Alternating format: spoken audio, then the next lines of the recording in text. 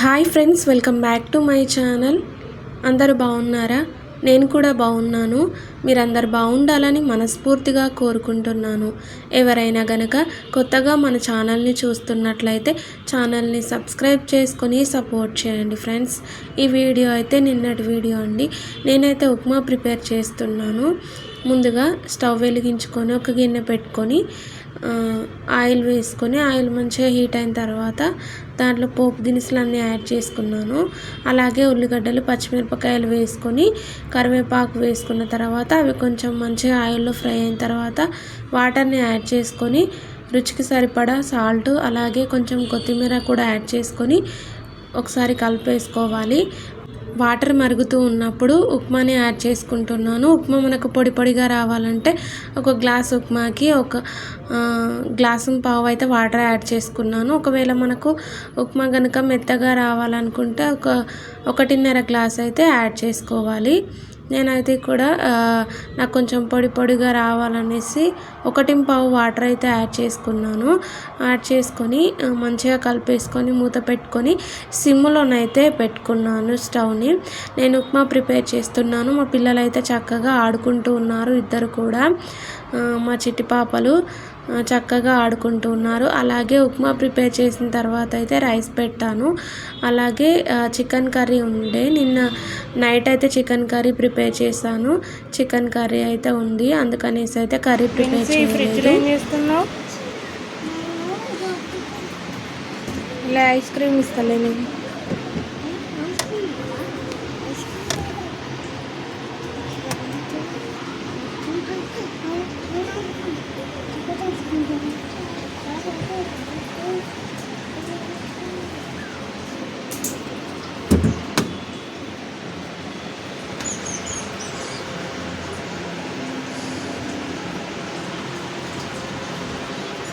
నేను కూర్చొని టెడ్డీ బేర్లు చూడండి ఎలా వేశారో. మా చిన్న పాప అయితే లేచింది.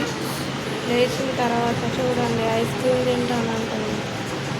నేసి అయితే ఐస్ క్రీమ్ తింటుంది.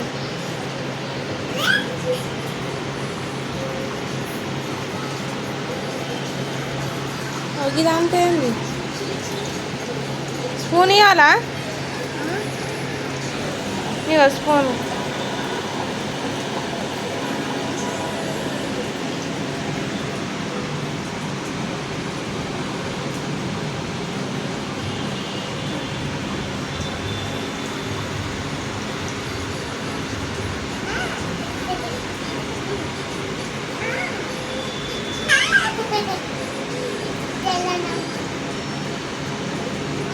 చెల్లెని అవుతుందా?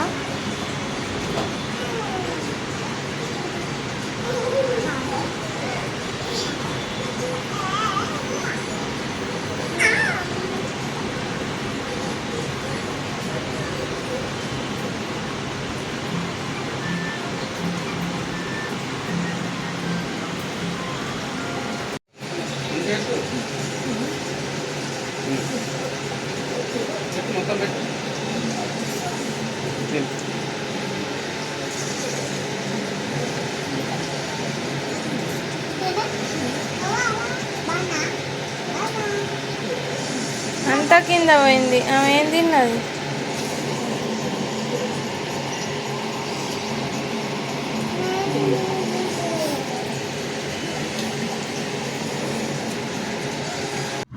మా చిట్టి పాపలకైతే మా వారు మళ్ళీ వచ్చేటప్పుడు అయితే ఐస్ క్రీమ్స్ తీసుకొచ్చారు.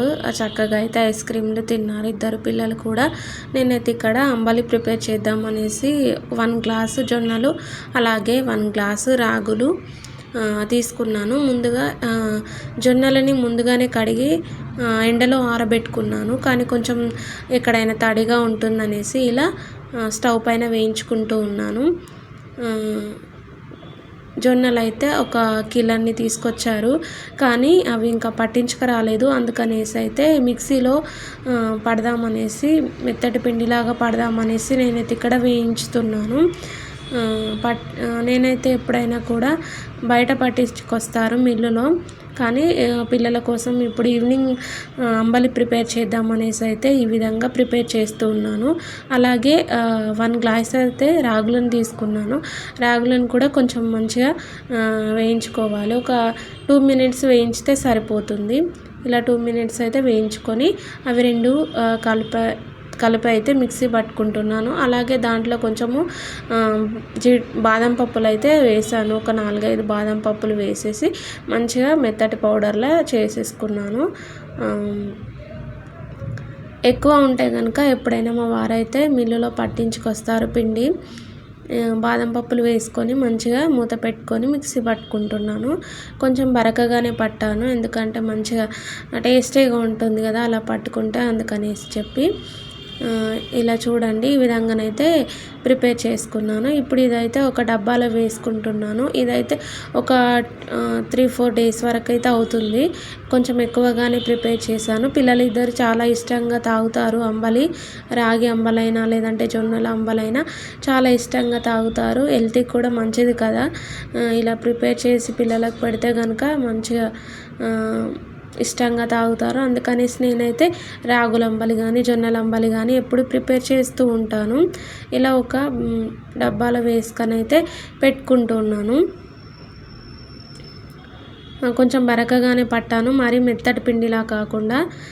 ఇప్పుడైతే అంబలి ఎలా ప్రిపేర్ చేయాలో చూపిస్తున్నాను. ముందుగా నేనైతే ఒక గిన్నె తీసుకొని దాంట్లో ఒక 3-4 టేబుల్ స్పూన్లు అయితే పిండిని యాడ్ చేసుకొని దాంట్లో కొన్ని వాటర్ని వేసుకొని ఇలా ఉండలు ఎక్కడ లేకుండా మంచిగా కలిపేసుకోవాలి. ఎందుకంటే ఉండలు ఎక్కడైనా ఉంటే మనకు అంబలి ప్రిపేర్ చేసేటప్పుడు అలాగే ఉండిపోతాయి. మంచిగా కలుపుకొని పక్కన పెట్టేసుకున్నాను. స్టవ్ పైన ఒక గిన్నె పెట్టుకొని దాంట్లో వాటర్ని యాడ్ చేసుకొని అవి కొంచెం వాటర్ మరుగుతూ ఉన్నప్పుడు ఈ పిండిని మనం వాటర్లో వేసుకొని కలుపుకోవాలి. అంతే, ఈజీగా ప్రిపేర్ చేసుకోవచ్చు.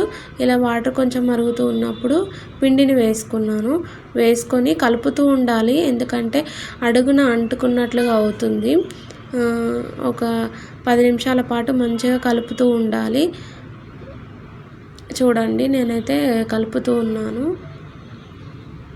ఇలా మొత్తం కూడా మీడియం ఫ్లేమ్లో పెట్టుకొని ప్రిపేర్ చేసుకోవాలి అంబలిని. ఇలా ఒక 10 నిమిషాల పాటు కలుపుతూ మంచిగా ఉండాలి, ఎందుకంటే అడుగున అంటుకుంటుంది అనేసి చెప్పి. అలాగే మన అంబలి ఒక 15 నిమిషాల పాటు అయితే ఉడికిన తర్వాత చివరగా సాల్ట్ అయితే వేసుకుంటున్నాను.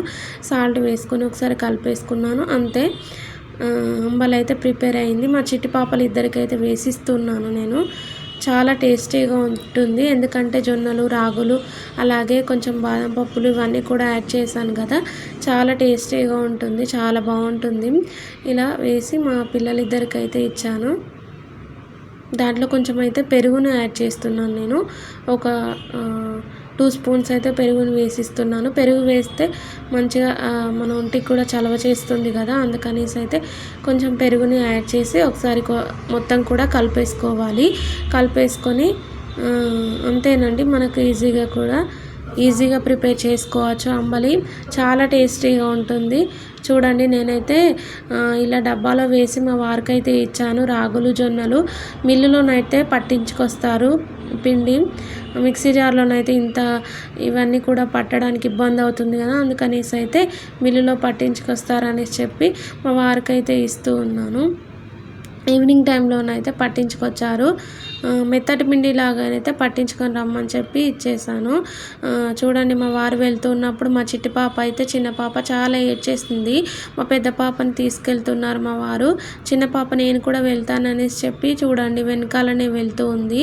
పాప చాలా ఏడ్చేసింది. ఇప్పుడు తనకు అన్నీ తెలుస్తున్నాయి కదా, వాళ్ళ నాన్న ఎక్కడికైనా వెళ్తేనైతే చాలా ఏడ్చేస్తుంది పాప.